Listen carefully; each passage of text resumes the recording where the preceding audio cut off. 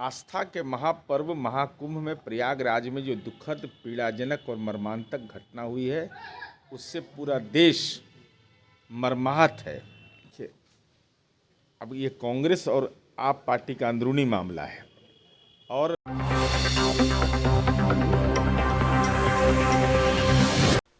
नमस्कार, आप देख रहे हैं पीटीएन न्यूज और मैं हूं आपके साथ प्रभाकर पांडे। आपको बता दें कि महाकुंभ में शाही स्नान को लेकर काफी श्रद्धालुओं की भीड़ उमड़ पड़ी, जिससे अफरा तफरी का माहौल हो गया और वहां दुर्घटना में 17 लोगों की मौत की खबर है और कई लोगों की गंभीर चोटें भी आई हैं।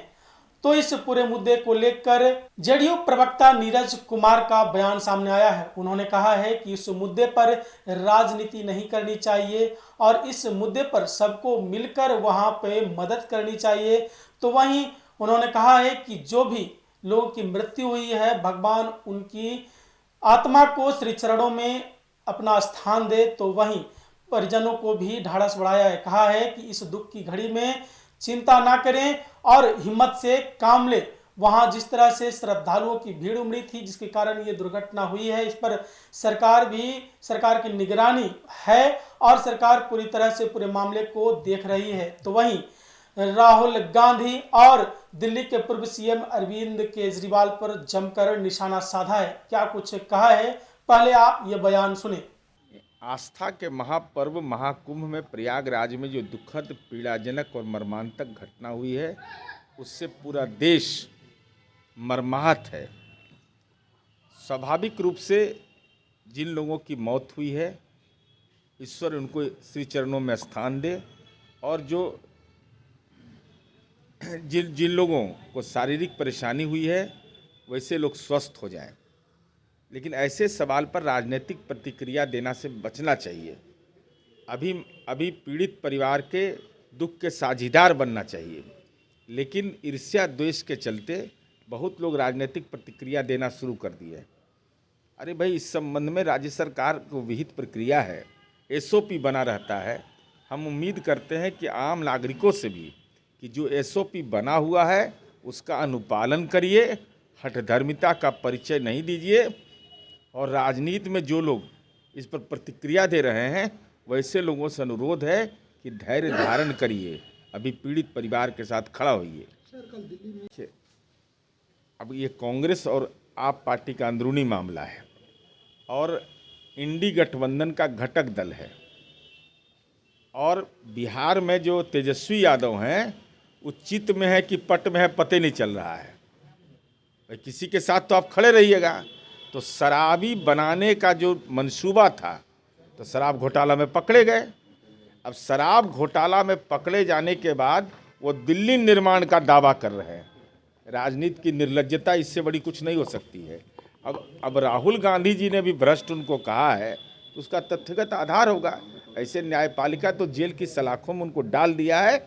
लेकिन जमीर उस समय जागता अगर राहुल गांधी जी आपका, जिस समय राज्य का मुख्यमंत्री होने के नाते वह जेल से सरकार चला रहे थे, तो उस समय तो आप यह कह रहे थे कि फंसाया जाता है। अब आप फंस गए आपकी राजनीति, तो अब आप नया तर्क ढूंढ रहे हैं। तेजस्वी यादव ने ट्वीट करके कहा, राहुल गांधी ने दिल्ली के पूर्व मुख्यमंत्री अरविंद केजरीवाल पर बयान दिया और कहा कि केजरीवाल भ्रष्ट हैं। इसको लेकर नीरज कुमार ने राहुल गांधी पर जमकर निशाना साधा और कहा कि चलिए देर ही सही, लेकिन जमीर तो जागा राहुल गांधी का। लेकिन ये जमीर पहले ही जागनी थी, क्योंकि जिस तरह से सरकार चला रही थी, जेल में बैठकर अरविंद केजरीवाल और शराब के मुद्दे पर जेल गए थे, उस समय यदि बयान देते राहुल गांधी तो ज्यादा अच्छा था। लेकिन देर सही, लेकिन जिस तरह से बयान राहुल गांधी ने दिया है कि अरविंद केजरीवाल भ्रष्ट हैं, तो मैं ये कहना चाहता हूं कि अब राहुल गांधी की जमीर जाग चुकी है।